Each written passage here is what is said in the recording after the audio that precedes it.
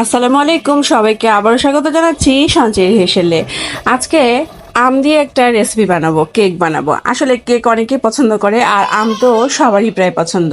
তো আমগুলো আমি টুকরো টুকরো করে কেটে নিয়েছি, আর একটা ব্লেন্ডারে আমি এটা ব্লেন্ড করে নিব।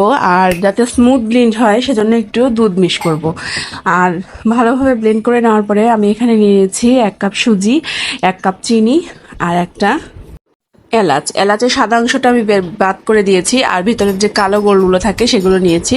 নিয়ে আমি খুব ভালোভাবে একটা স্মুথ ব্লেন্ড করে নিয়েছি। আর এটা কিন্তু আমাদের কেকের বেস। আর এই সাথে আমি মিক্স করব 1 চামচ বেকিং পাউডার। আপনারা চাইলে বেকিং সোডা ইউজ করতে পারেন, তবে বেকিং সোডাটা খুব অল্প পরিমাণে ব্যবহার করতে হয়। আর এখন দেখেন আমি এটা খুব ভালোভাবে ব্লেন্ড করে নিয়েছি। আর এখন আমরা চলে যাব নেক্সট প্রসেসে। আমরা সব শুকনো এবং ভেজা উপকরণগুলো মিক্স করে নিয়েছি, আর তার সাথে আমরা দিয়ে দিয়েছি 1 কাপ তেল।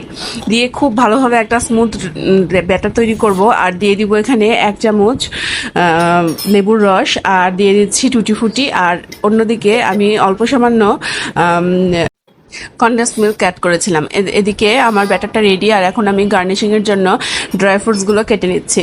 আর দেখেন আমি যেই পাত্রটাতে বসাবো কেক, সেই পাত্রটা আমি রেডি করে নিচ্ছি কাগজ কেটে নিয়ে। আর অন্যদিকে ব্যাটারটা ঢেলে দিয়েছি, আর উপরে আমি ড্রাই ফ্রুটগুলো ছড়িয়ে দিলাম। এটা আমি 45 মিনিটের জন্য বেক করব। আর দেখেন বেক করার পরে আমার কেকটা একদম রেডি। আর এখন এটা আমি সার্ভ করব। তো খুব সহজেই ম্যাঙ্গো দিয়ে আপনারা এই ম্যাঙ্গো কেকটা বানিয়ে ফেলতে পারেন। আর বাচ্চারা বড়রা সবাই কিন্তু এই কেকটা খুবই পছন্দ করবে।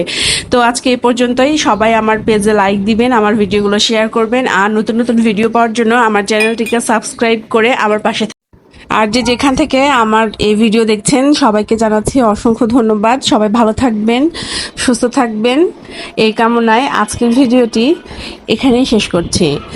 সামনে আবার নতুন কোনো ভিডিও নিয়ে আবার আপনাদের সামনে হাজির হব ইনশাআল্লাহ।